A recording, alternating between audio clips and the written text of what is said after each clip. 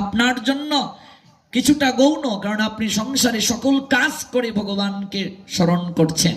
আপনি 6টাতেও করতে পারেন, কিন্তু মনে রাখবে মন্দিরগুলোতে একটা নির্ধারিত সময়ে করতে হবে। যেমন আমরা মন্দিরে 4টায় আরতি করি, কিন্তু প্রচার কার্যে গিয়ে অনেক সময় ঘুমোতে ঘুমোতে 1টা, তো 1টায় ঘুমিয়ে কি 4টা আরতি করা যায়? তখন আমরা 5টা আরতি করি।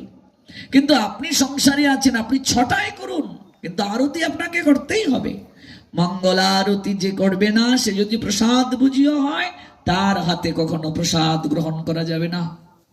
যে মঙ্গলারতি করবে না, সে তো ভক্তির দিকে কখনো অগ্রসর হতে পারবে না।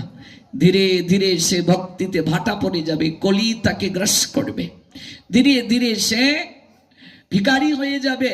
ভিখারি মানে শুধু অর্থ সম্পদ যাওয়া নয়, প্রেম সম্পদ। কোন প্রেম? কৃষ্ণ প্রেম। যে প্রেম ব্রহ্মা আদি দেবতার দুর্লভ। এই জগতে গরিবকে শ্রীমান মহাপ্রভু জানালেন, কৃষ্ণ ধন বিনা ব্যর্থ দরিদ্র জীবন, দাস করি বেতন মুড়ি দেহ প্রেম ধন। জগতে তার মতো ভিক্ষুক কেউ নেই, ভিখারি কেউ নেই, যে কৃষ্ণ প্রেম লাভ করতে পারলো না, যে কৃষ্ণ ধনে ধনী হতে পারলো না, যে হা কৃষ্ণ প্রাণ কৃষ্ণ বলে একটু নয়ন নীরে ভাসতে পারলো না। ওই ব্রাহ্ম মুহূর্ত থেকে সকাল 9টা পর্যন্ত যে শয়ন করে, শুয়ে থাকে, তার আয়ু নষ্ট হয়, আয়ু ক্ষয় হয়ে যায়। আজকাল অধিকাংশ ঘরগুলোতে আমাদের সকাল হয় সকাল 10টায়, শহরগুলোতে সকাল হয় 11টায়, 12টায়, 1টায় পর্যন্ত।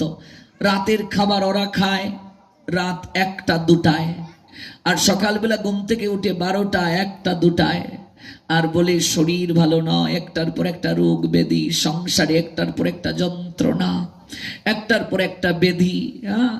কোনো শৃঙ্খলা নেই, কোনো পাংচুয়ালিটি নেই, ডিসিপ্লিন নেই। ধর্ম কেবল তিলকের মাঝে সীমাবদ্ধতা নয় বাবা, ধর্ম কেবল কণ্ঠী মালার মাঝে সীমাবদ্ধ নয়, জপমালার মাঝে সীমাবদ্ধ নয়, বসনের মাঝে সীমাবদ্ধ নয়। ধর্ম কাকে বলে? ভাগবত জানালেন, ধর্ম তো সাক্ষাৎ ভগবত প্রণীতম। ধর্ম হচ্ছে ভগবানের আইন, ওই আইনটাকে ধারণ করার নাম ধর্ম। একটা বিশেষ নিয়মের মাধ্যমে, শৃঙ্খলার মাধ্যমে জীবন যাপন করা, এটি হলো ধর্ম।